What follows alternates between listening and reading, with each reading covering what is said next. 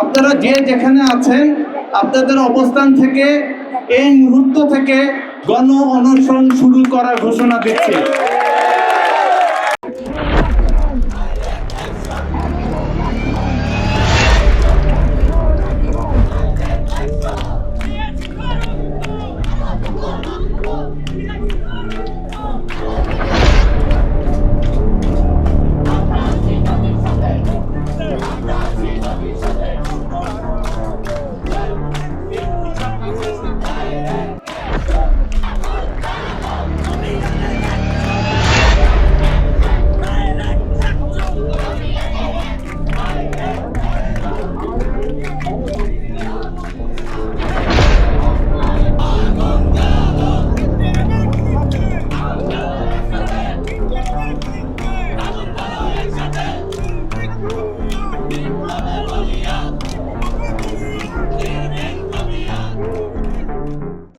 হিসাবে জগন্নাথ বিশ্ববিদ্যালয়ের শিক্ষার্থী, শিক্ষক, কর্মকর্তা, কর্মচারী এবং জগন্নাথ বিশ্ববিদ্যালয়ের পরিবারের পক্ষ থেকে আমি সবাইকে ধন্যবাদ জানাই যে আজকের এই গণ অনশনে সবাই উপস্থিত হয়েছেন, এর জন্য আমরা কৃতজ্ঞতা জানাচ্ছি। আজকের সকালের যে সমাবেশ সেটা খুব সুন্দরভাবে সবাই আমরা পালন করেছি। দুপুর 3টায়, এখন 3:30 বেজে গেছে।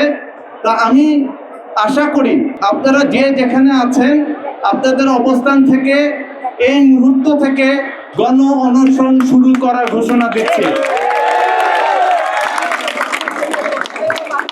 এবং আমরা যে 3 দিন যাবৎ এই আমাদের 3 দফা দাবির পক্ষে, পরবর্তীতে 4 দফা দাবির পক্ষে যে আন্দোলন করে যাচ্ছি, সে আন্দোলনের সপক্ষে এই 3 দিন যাবৎ যে আমরা আন্দোলন করে যাচ্ছি, এই আন্দোলনে যে পর্যন্ত কোনো সুরাহা না হবে সে পর্যন্ত আমাদের আন্দোলন বলবৎ থাকবে। আমরা আন্দোলন